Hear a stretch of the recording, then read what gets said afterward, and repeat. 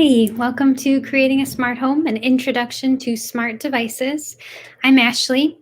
I'm working safely from home today, which is why I'm not wearing my mask. Normally, when I'm at the library or out and about, I always wear it, but hopefully you can hear me a little better without it.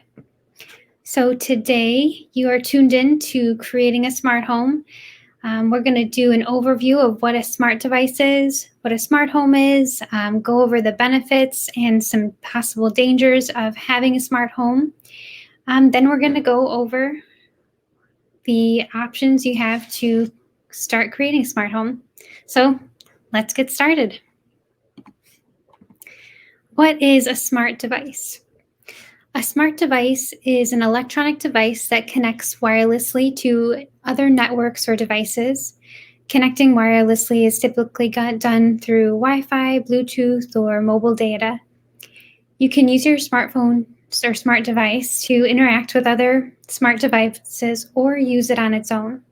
For instance, if you have a Kindle, your Kindle is a smart device, so you can use it to interact with Amazon to download books.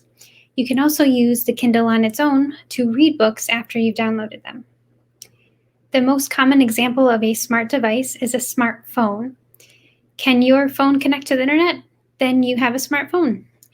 You use smartphones to check email, navigate to locations, to shop, to do just about everything nowadays. Now that we know what a smart device is, what about a smart home? A smart home is a living space that's equipped with technology meant to enhance the home. There's not a specific layout or a specific set of items required to have a smart home. It just depends on your needs, your understanding of what different smart devices do, and your budget. You could have one smart device in your home, like a smart light bulb or a smart thermostat, and your home is now a smart home. You get to choose what types of devices are in your home. So how do smart homes work? They are connected through a central point, usually your smartphone, but you can also use a laptop or tablet. Typically, you need to download a specific application for each device. However, some devices are interconnected and synced, so you don't need a different app for each of them. Smart homes are self-learning, so smart devices themselves contain sensors and mini computer processors that collect data over time to learn your preferences. That way you don't have to program them. The more often you use your smart devices, the smarter they become. For instance, if you're low on orange juice and you're near a supermarket, your smart fridge could send you an alert to remind you that you're low and you should pick some up. They also use motion detection. If you have a smart light bulb, it often contains motion detection so that it knows when you're entering a room and can turn the light on, and it also knows when you exit the room so it can turn it off.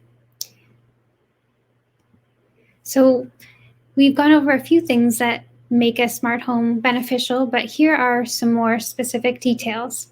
For instance, optimization.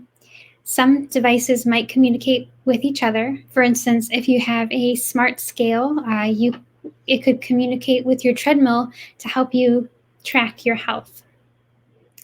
Convenience is a big one. You can control your devices from wherever you are at any time.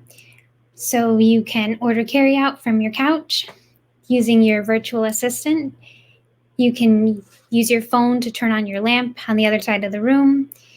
If you are at work and you forgot to turn off the AC, you can use your phone to do that. You can check to see if your garage door is closed. You can check to make sure your front door is locked. There are so many things that you can do from anywhere, just from your phone. And finally, cost savings.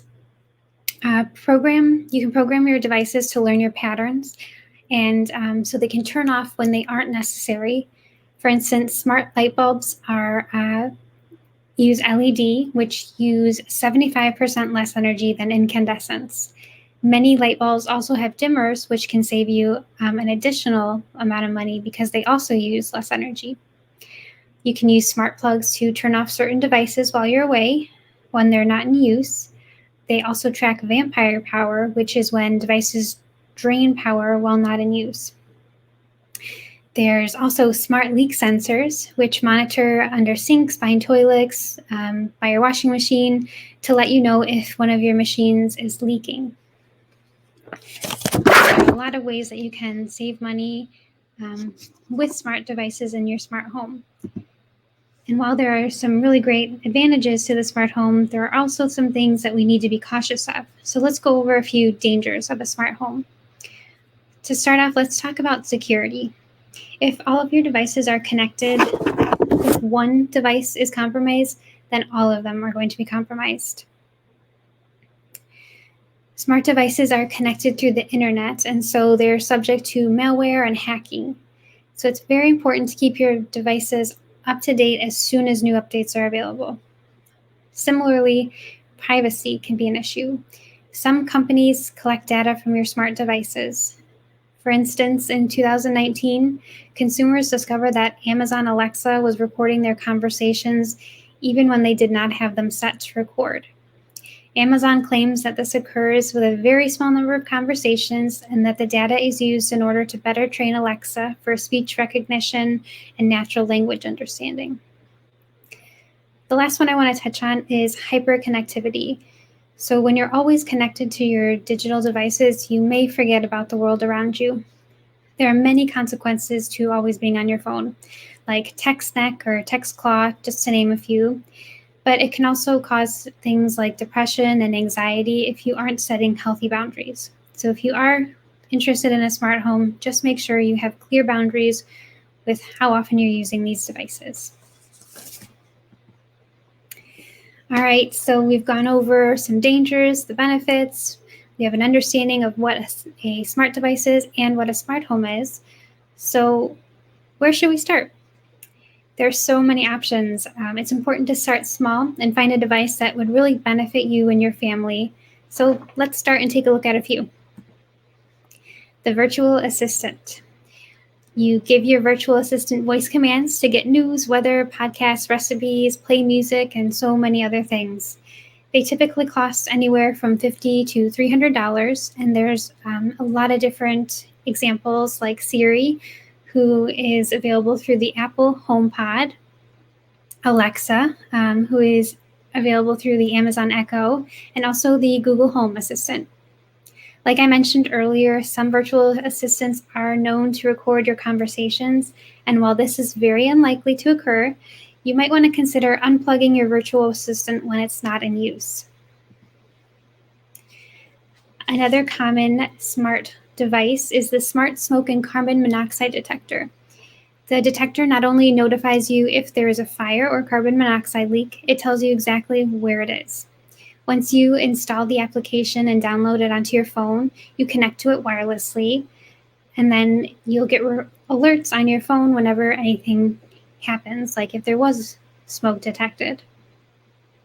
Another really helpful thing is that it lets you know when your battery is dying, so then you never again have to deal with those late night chirping sounds when your battery is low.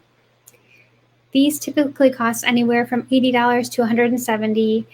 Some examples are the Nest Protect, First Alert One Link Safe and Sound, which is pictured here, and the Roos Smart Smoke Alarm.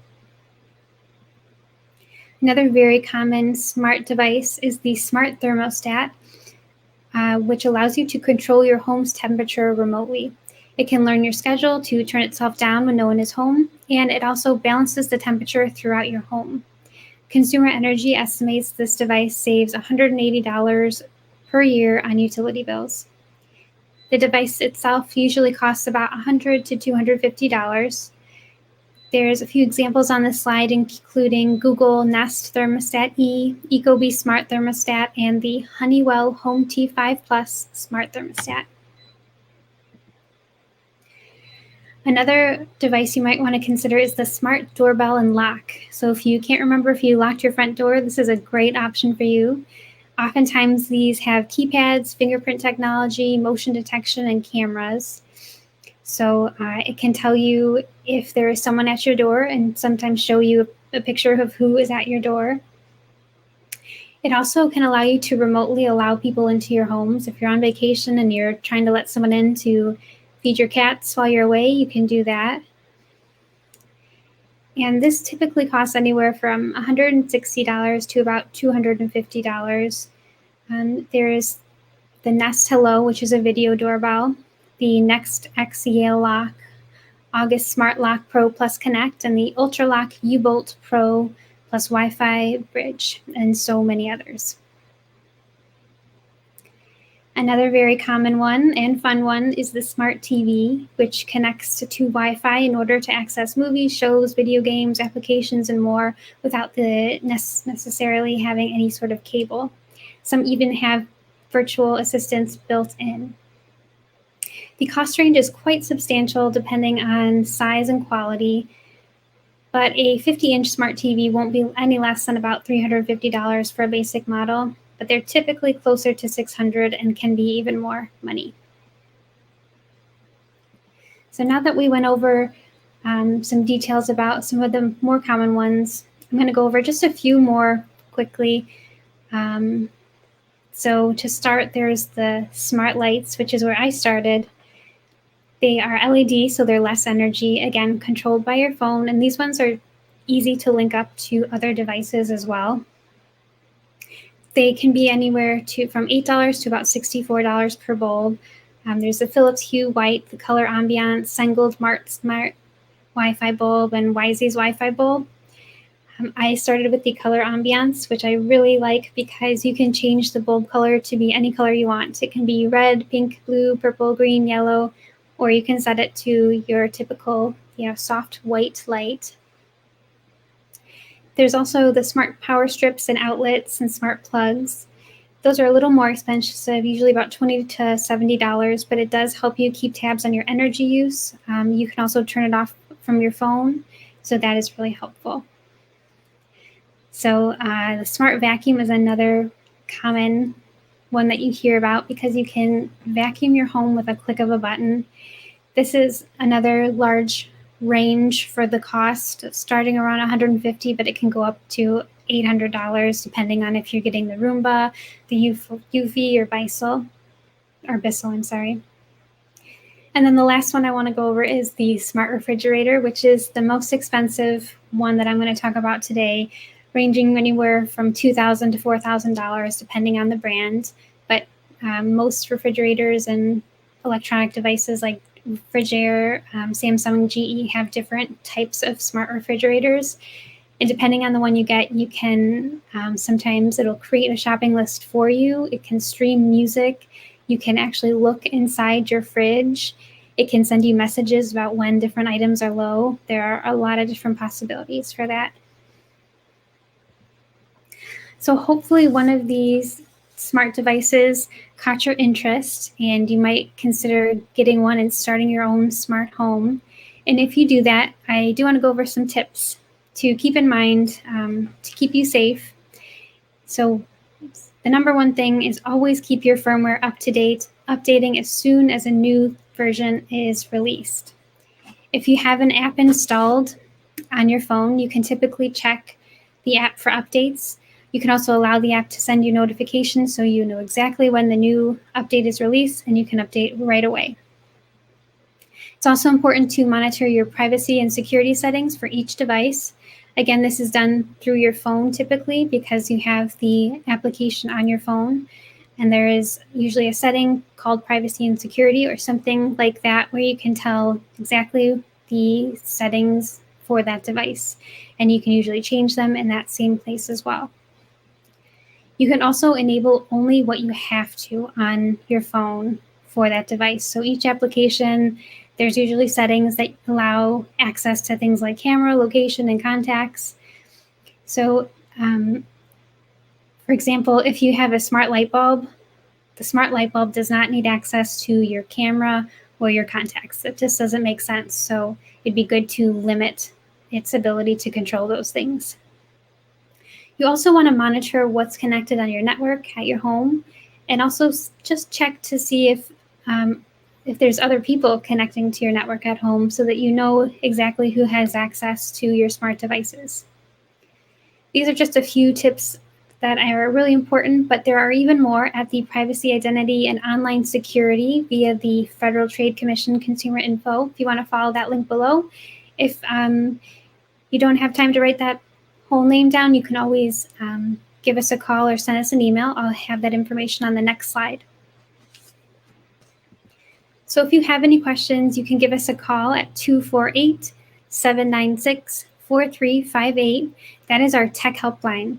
So if you have a question about this virtual program, you can call us at that number. But if you also have a question about any sort of technology related thing about your phone, your computer, any sort of device, you can give us a call at that number during our open hours, and we'll do our best to help you. You can also email us at techhelp@southfieldlibrary.org. Again, any sort of technology help question.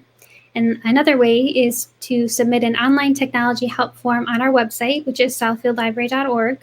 On the menu, there's an option for services, and under virtual services, there is the online technology help form. You can also check out other virtual programs on our website, southfieldlibrary.org. Under virtual services, there's a tab for virtual programs, or you can check out our calendar for a new upcoming virtual program. So thank you so much for tuning into this virtual program. We hope you'll join us for another installment in the future. Stay safe.